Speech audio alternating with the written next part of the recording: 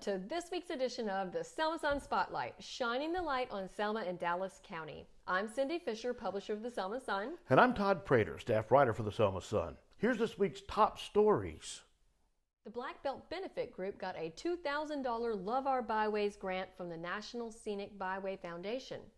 The money is being used for cleanup and beautification of the intersection of Broad Street and Water Avenue, which is part of the Selma to Montgomery March Byway.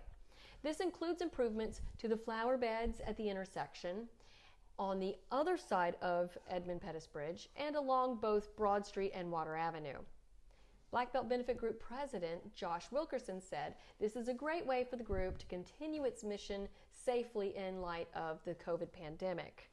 Mayor James Perkins says this is a great example of what can happen when City Hall and private citizen groups team up for the betterment of the city. The actual cleanup event is Saturday. 3 new businesses had their official ribbon cutting this past week. Friday, September 17th was the ribbon cutting for Broad Street Bookstore. That's opened by David Tipmore. It's at 22 Broad Street and specializes in used books. Portia Fulford opened Queen City Kale at 1010 Water Avenue, where previously she had Ocampi Farms. She described her new venture as a restaurant that is intentionally slow and meant to be a relaxing place for diners to connect.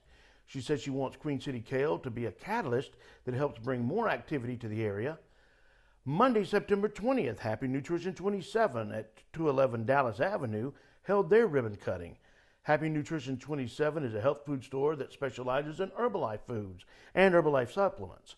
Owner LaShawn Langdon says that there's going to be various exercise classes offered in the very near future. You may have noticed banners with pictures of various people hanging from light poles along Water Avenue.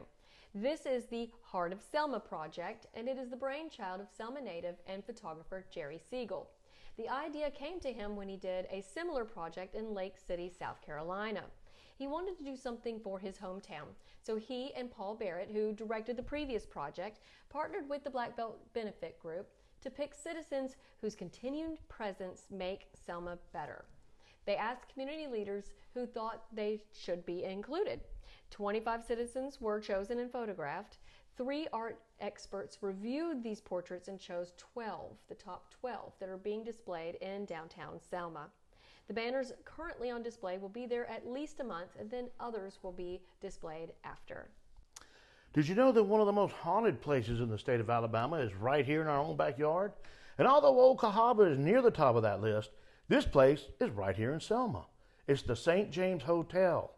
And Saturday, September 25th, the paranormal research group from Panama City, the Midnight Girls and Boys, will spend the night on a ghost hunt in the St. James as part of the world's largest ghost hunt.